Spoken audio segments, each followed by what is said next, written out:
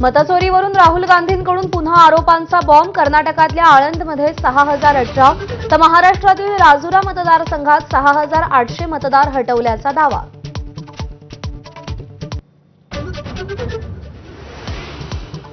मी थांबलो नाही, त्यामुळे मोदींना 75 नंतर थांबा म्हणू शकत नाही. मोदींच्या वाढदिवसानंतर पवारांचं महत्त्वाचं वक्तव्य. तर 75 नंतर थांबू असं बोललोच नव्हतो असं काही लोक म्हणतायत. मोहन भागवतांना टोला.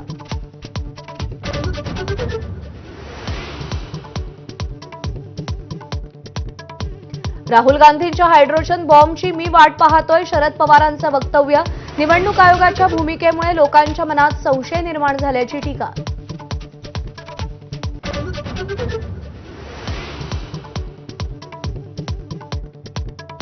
उपमुख्यमंत्री एकनाथ शिंदेंच्या कृत्याची हायकोर्टाकडून गंभीर दखल. इमारती पाडण्याच्या महापालिकेच्या नोटीस कोणत्या अधिकारात रोखल्या असा सवाल. 14 मजली नैवेद्य आणि 7 मजली अल्बेला इमारत महानगरपालिकेकडून बेकायदा घोषित.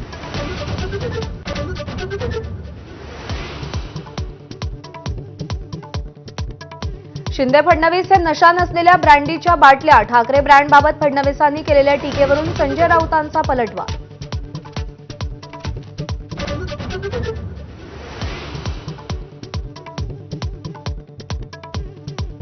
मीनाताईंच्या पुतळ्यावर रंग फेकणाऱ्या उपेंद्र पावसकरला अटक. पावसकरचे काका बाळासाहेबांचे अंगरक्षक. ठाकरे पिता पुत्र पावसकर कुटुंबाच्या संपत्तीच्या वादात हस्तक्षेप करत असल्याचा आरोप.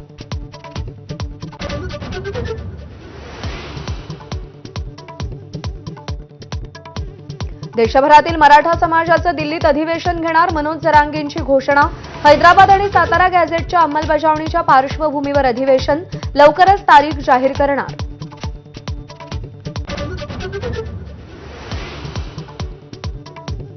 पुण्यातल्या गुंडांची सर्वसामान्यांवरही गोळ्या झाडण्यापर्यंत मजल.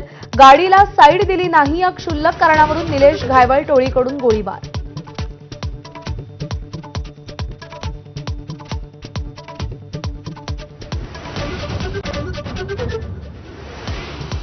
पूजा खेडकरच्या आईवडिलांचा 4 दिवसानंतरही थांगपत्ता नाही. ट्रक क्लीनरच्या अपहरण प्रकरणात शोध सुरू. अद्याप पत्ता का लागला नाही, सवाल उपस्थित.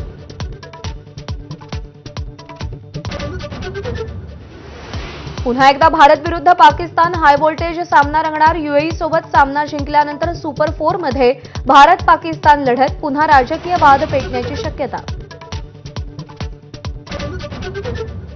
भालाफेकीच्या जागतिक अजिंक्यपद स्पर्धेत पुन्हा भारत आणि पाकिस्तान आमने सामने.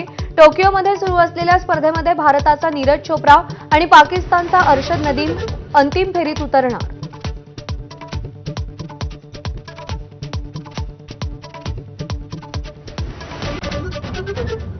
ज्येष्ठ इतिहास संशोधक आणि शिवचरित्रकार गजानन भास्कर मेहेंदळे यांचं काल सायंकाळी हृदयविकाराच्या तीव्र झटक्यानं निधन.